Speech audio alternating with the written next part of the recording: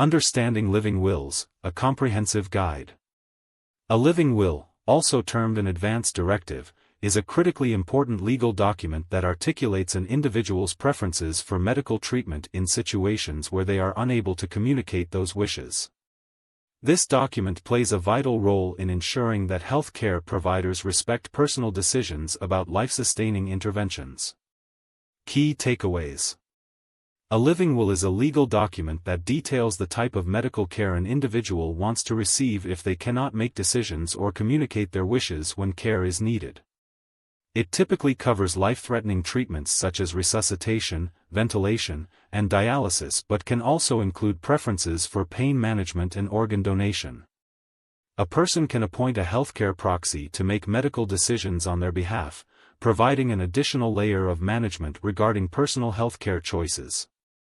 While a living will pertains to medical care, a living trust dictates how an individual's assets should be managed during incapacitation and after death.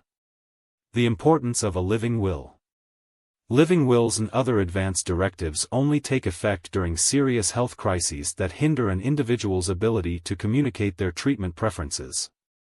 In cases of terminal illness or severe injury, healthcare providers consult the living will to determine the patient's wishes regarding aggressive life-sustaining procedures. In the absence of a living will, medical decisions often fall to family members or significant others. These individuals might not be aware of the patient's true desires, potentially leading to conflicts or decisions contrary to what the individual would have chosen. Scope of a living will. A living will can include directives concerning resuscitation, decisions about whether to attempt to revive someone via electric shock or CPR. Ventilation, preferences regarding the use of mechanical breathing devices. Dialysis, whether to use kidney dialysis to manage renal failure. Pain management, options concerning the administration of pain relief, even if it may hasten death. Organ donation, indicating willingness to donate organs and tissues posthumously. Furthermore, many states allow living wills to extend to scenarios where individuals experience severe cognitive impairment without a terminal diagnosis, making it relevant for all adults. Crafting a living will. Creating a living will requires thoughtful consideration of personal healthcare preferences as well as family dynamics. Here are key steps to take when drafting a living will. 1. Distinguish goals. Clarify what medical interventions align with your values and which ones you might want to forego. 2.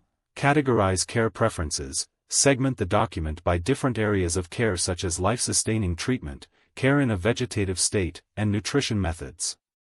3. Discuss with loved ones. Share your wishes with family and friends who may oversee your care to mitigate confusion and respect your preferences. 4. Consult professionals. Work with an estate planner or an attorney to ensure your living will is legally sound and reflects your wishes accurately. The role of a healthcare proxy. In addition to your living will, you can designate a healthcare proxy or a medical power of attorney. This individual is responsible for making healthcare decisions on your behalf when you are unable to do so. Having a designated healthcare proxy minimizes confusion and ensures that your treatment wishes are followed. It is crucial to have open and honest discussions with your proxy about your healthcare preferences before appointing them. Living wills versus living trusts. While both living wills and living trusts are essential components of estate planning, they serve different purposes.